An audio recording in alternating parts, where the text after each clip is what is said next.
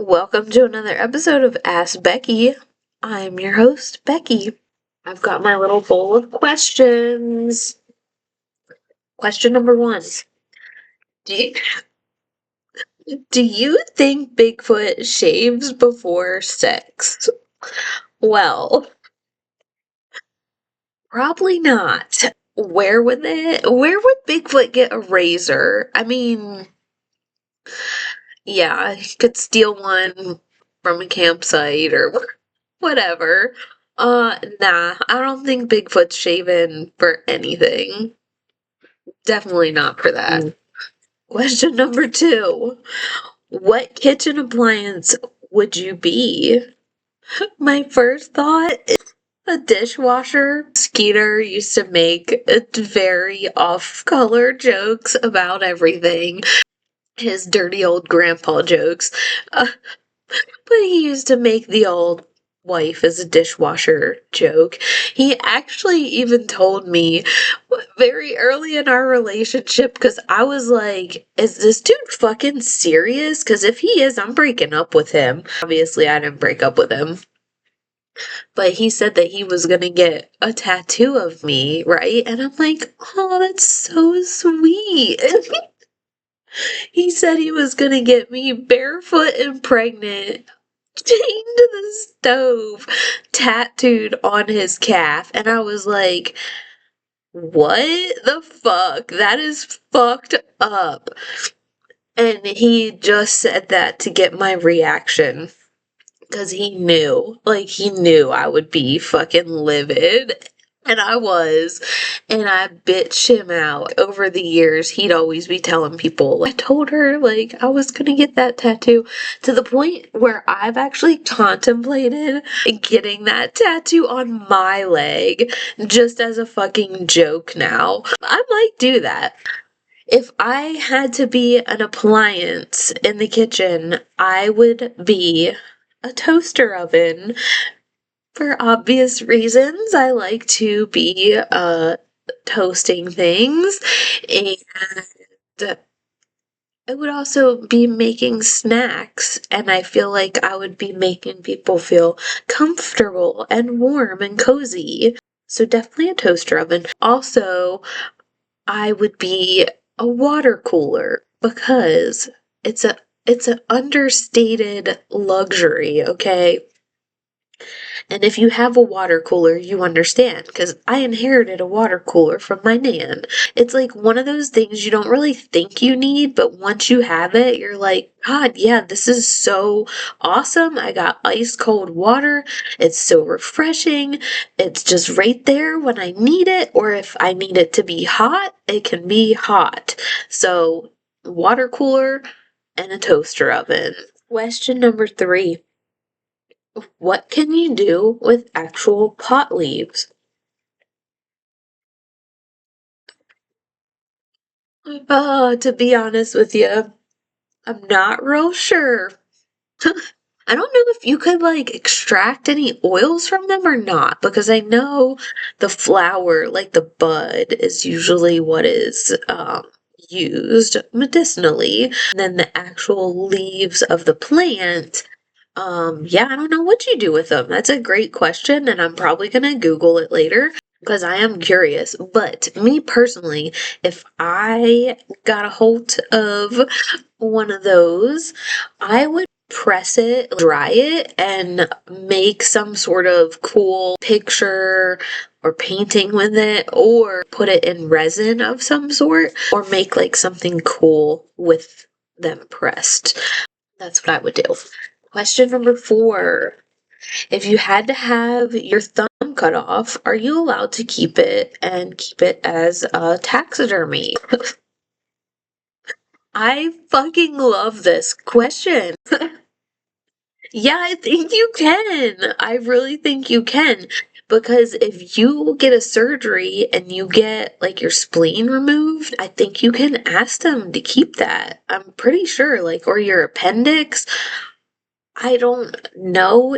I don't think I know anybody that's actually kept anything. I feel like I watched a show or someone was telling me a story about a lady that had her leg amputated and like she kept it and like had it in the freezer. It's your body part, so you are allowed to do what you want with it, I would think.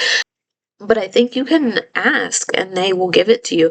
Now, as far as getting it taxidermied, I don't think you would probably have to learn how to taxidermy and do it yourself, unless you find like kind of sketchy but sort of kind of cool dude that does taxidermy that would like do it on the side or something. An actual taxidermist would probably just tell you to go fuck off because that's illegal. They're not going to get in trouble. Or they would have you sign a million forms so you're not going to hold them legally responsible. I don't know. I've never tried it. I did ask my oral surgeon for my wisdom teeth when they got taken out.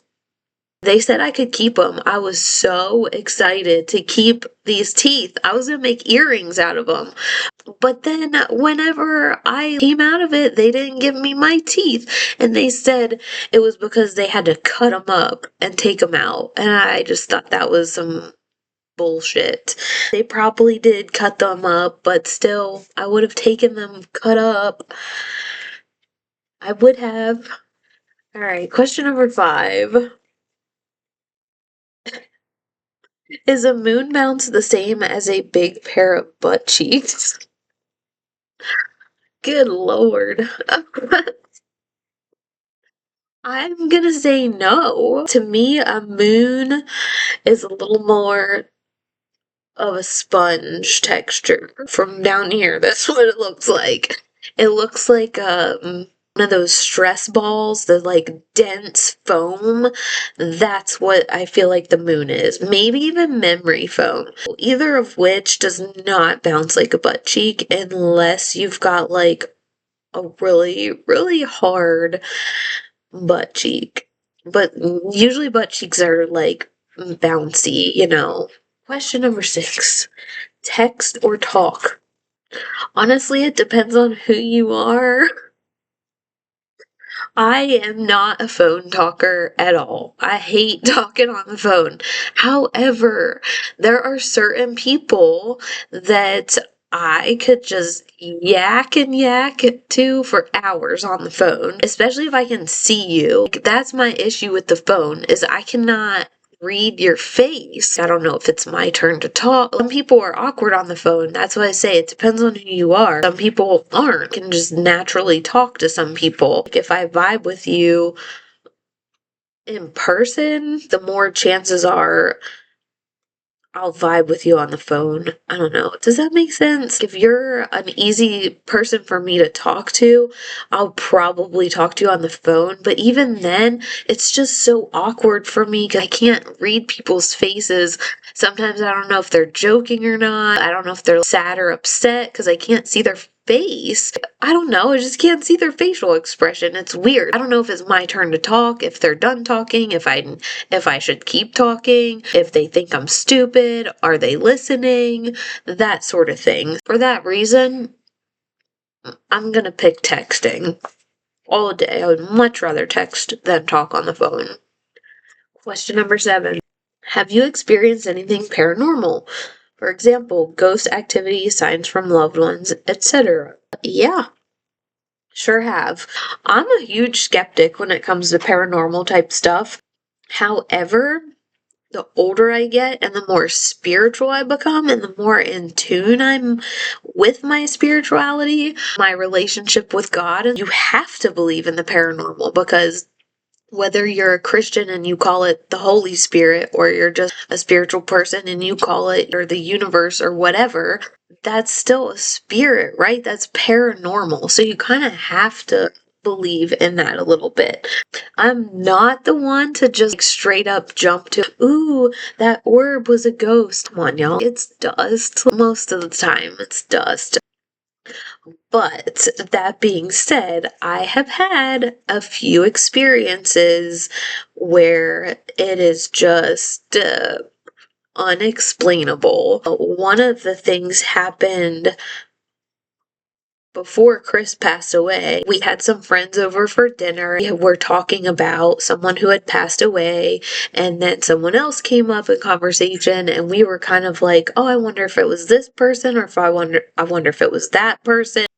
And then one of us said, oh yeah, it was probably that person. We were putting greens away, and I had the bowl of greens. It was maybe this far off of the counter, but the majority of the bowl was on the counter, and I had both of my hands in it, and Chris had the Tupperware scooping the greens in as we were talking about this. And when we said, oh, it was probably this person, the greens flipped in the air and flew on the floor. I didn't even touch the pot. And they flew down with such force that it bent my fucking pot. And it is still bent to this day. I cannot get the lid on it. And I've tried to bend it. I've had my stronger friends try and bend it. There's no bending that thing back. But both of us, we were, oh my God. Alrighty then. We just got our answer, and neither of us were scared. It was just a totally freaky, weird, paranormal type of experience. I just had a tarot card reading, and it was so unbelievably on point, affirming. How do you explain that? It has to be specific, and this was so fucking specific and on point. So yeah, I for sure believe in that shit. For me, it has to be super specific, because that's when I know it's for real. I've definitely had many experiences before and after Chris's passing.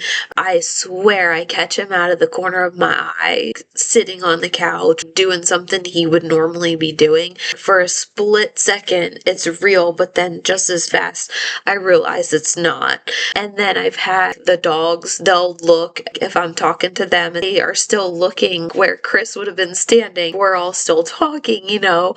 So I've had that. The weirdest and spookiest thing that's happened is the one night my doorbell was ringing, and there's only one doorbell in my house that rings, and it is the back door that you have to be inside of my breezeway to be able to ring it.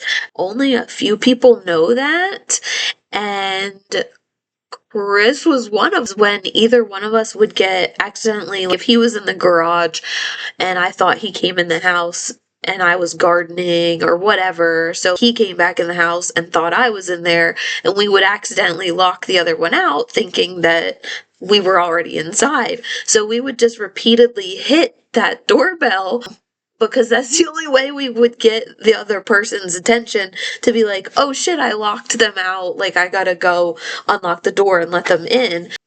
And the doorbell's broken, so it's like a dink, dink, dink, and it's a very specific sound. There's nothing else in my house that makes that sound. And the one night I was in my living room and I heard dink, dink, dink, dink, dink in the breezeway, and I'm getting goosebumps right now just talking about it. But my fucking blood ran cold. I was like, oh my God, that's Skeeter. No one else would know that that's what we did when we locked the other one out. I couldn't even go out of my living room for hours. When I finally got the courage to go out to the breezeway, all the doors were locked. So there's no way no one was in there. No one was at my house. But yeah, I went out there and I was like, Bean, you scared the shit out of me. So can you not do that anymore? Because I get scared when things like that happen. It's just very weird. Yeah. Yeah, I definitely believe in paranormal stuff. I think this is question number 8. Who is someone that inspires you? A lot of people. My mom, my friends, pretty much everyone that's close to me inspires me in some way. I'm inspired by just a lot of people that are in my circle. For sure, Chris, he's my fucking hero. And he probably always will be. Even my dog inspires me. I'm just one of those people that I try and find common ground with people, find ways to connect with them. I try to see the good in people as much as I don't want to, and even people that did me wrong, I'm still over here just hope they get their shit figured out. But until then, karma, do your thing. If you're a part of my life, chances are, in some way, shape, or form, you inspire me. It's big or small, it doesn't matter. It doesn't have to be big. Even the little stuff, like, you can appreciate about people and be inspired by them. Question number 9. Best I know I'm high, but hear me out idea. This shouldn't surprise any of y'all, but I have a list called high-deas. I haven't added anything to it in quite a while, and I think it's because I get more creative when I'm super duper stoned, and that usually happens with edibles. And since Chris has passed away, he was my handler. He even liked to say that. So I usually don't do edibles as often anymore, and my best ideas come to me when I've had an edible. Let me pull up this list and let me tell you some of my ideas, and then y'all let me know which one's your favorite. So I'm not gonna read all of these. Some of them are fucking really dumb, but let the record show that these are my ideas, so if y'all steal it, you owe me some fucking royalties, okay? First idea on the list is pet photographer, but they're not called photographers, they're called photographers, and they specialize in dog portraits. This was a couple years ago that I wrote this one. I was telling Chris it would be so funny to have the Onion satire thing, but Reese's cups are always coming out with all this shit inside of their Reese's cups. They have chips, pretzels, now they have peanut butter and jelly ones. Anyway, I said it would be funny to have Reese's cups filled with pebbles. Tiny jars of peanut butter, mini big cups stuffed with that just keep going smaller and smaller and smaller and smaller, like micro machines. So it'd be like peanut butter and jelly inside of another Reese's cup that has Reese's Pieces in it, and it would just, yeah, little nesting doll. Reese's filled with the puffs, but you have prank Harry Potter style, where some are filled with dog kibble, and you don't know what you're gonna get until you bite into it. Ones that are just filled with dog hair and ants, just dried ants in there. Caviar, uh, actual eggs and trees inside of the eggs and trees. Buttons, jelly beans, marshmallows, rubies and jewels, or a candy bar with random things in it. That was different idea. Was my own candy bar. My initials are BLT, and I said we could make our own candy bar called the BLT bar.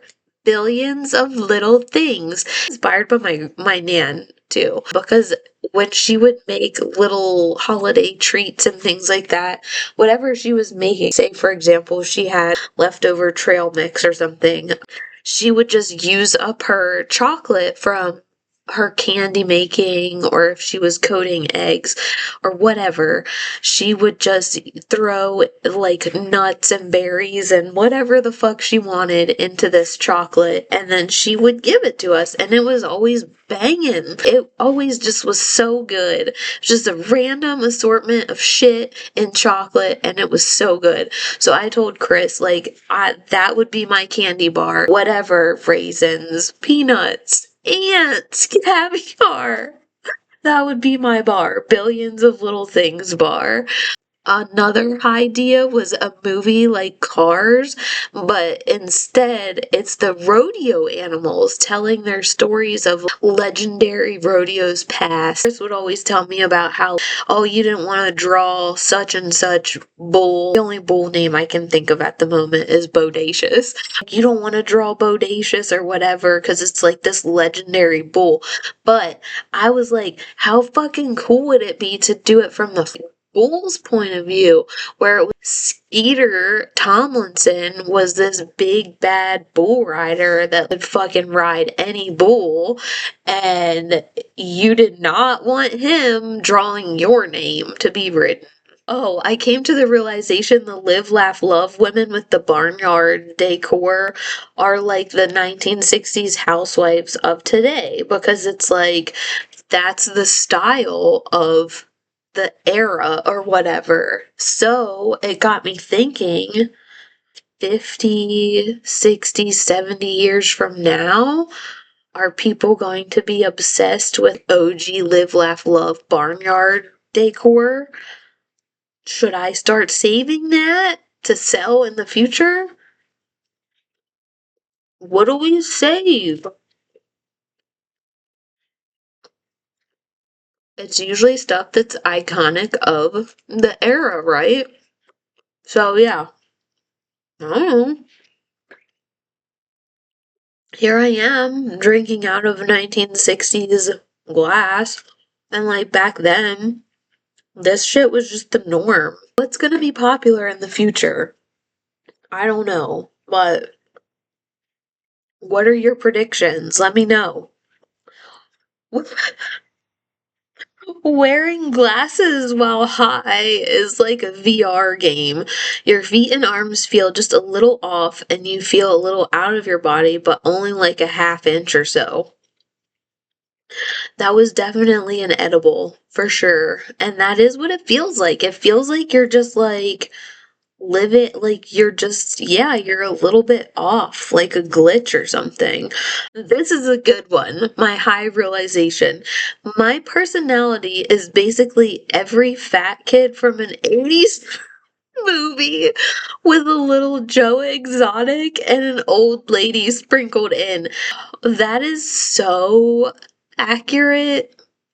It is so accurate. This is a pretty good hear me out idea. I feel like bloodmobiles should require their employees to dress like vampires. You gotta have fangs and everything. I mean, I guess you don't have to dress a stereotypical vampire, but you have to wear fangs. And if you can wear different colored contacts, you should probably do that too. But yeah, I think bloodmobiles should have their employees vampires. This is what I could see happening. I don't know how to make it happen, otherwise I'd get in on it. But I could see retro VHS video pop-ups happening, little mini blockbusters, because now they're like vintage and kitschy and cool. I could see Blockbuster making a mini comeback because of that, but in a different way. Not necessarily they exist in the past. It'd be more of like if anyone went to the Stranger Things pop up. I went to the one in New York City. I know they have them all over the country. But in the one I went to, that sort of experience, like you really legit felt like you were back in the 80s and they had a video store. That's probably what made me think of this.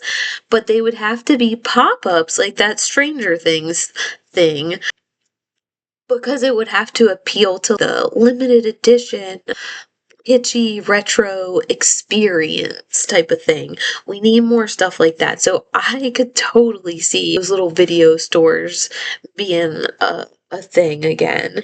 I think this is question 10. Your next tattoo. Well, let me tell you. So I have a list of tattoos that I plan to get eventually. As far as planning out the next one, it's usually kind of just up in the air, because like last weekend, when I woke up that morning, I was not not expecting to go get a tattoo that day. And I ended up doom scrolling and I saw this ad for an event at this antique store and it looked like my kind of shit, like retro, kitschy, pop culture, horror, Halloween. It was a summerween Halloween event and they were having tattoos with spooky designs and tarot card readings. Yeah, so thought it had already been over and that I missed it, but I didn't miss it. And I decided I'm just gonna go to that because I don't have anything else to do, so I'm gonna go. So when I went there, it just so happened that the dude had a flash of plastic vampire fangs, and I've been wanting to get those tattooed on my leg. So I said, fuck it, and I did it.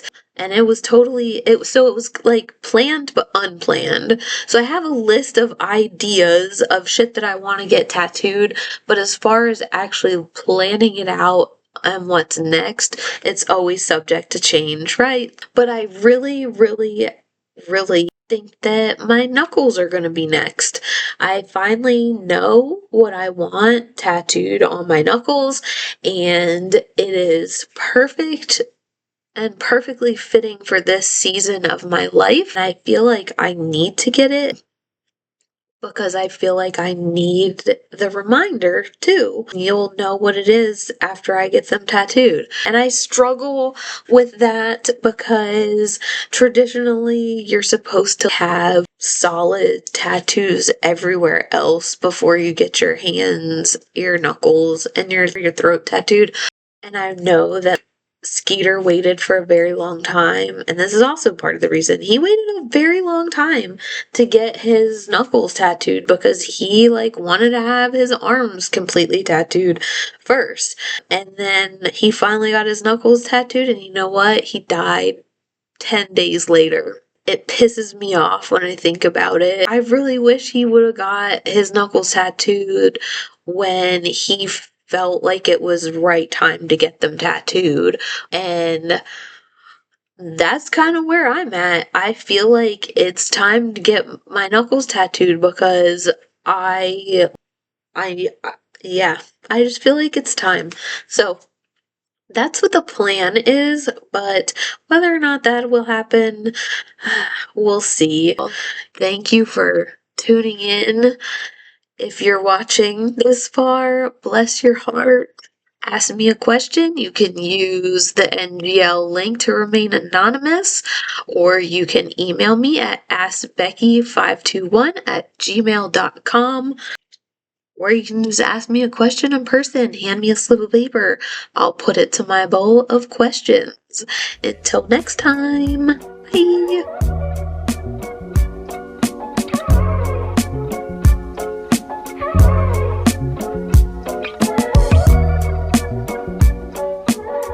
You be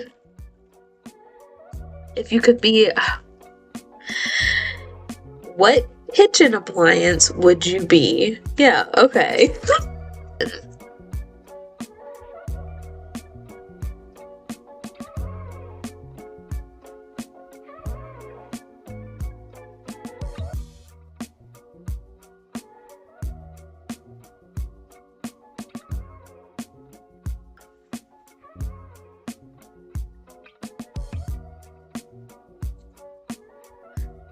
Did I answer that question?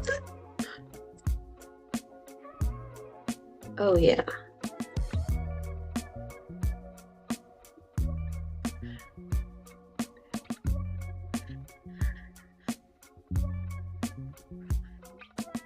I'm editing this out. That's stupid.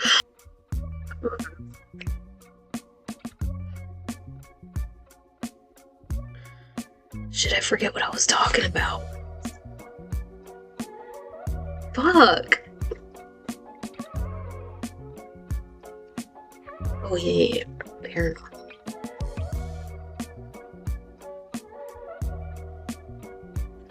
I don't know why I ducked. I'm editing this out.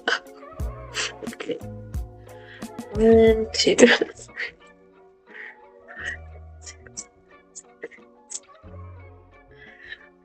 Okay. I think this is question number 8. Oh, I'm not answering that right now.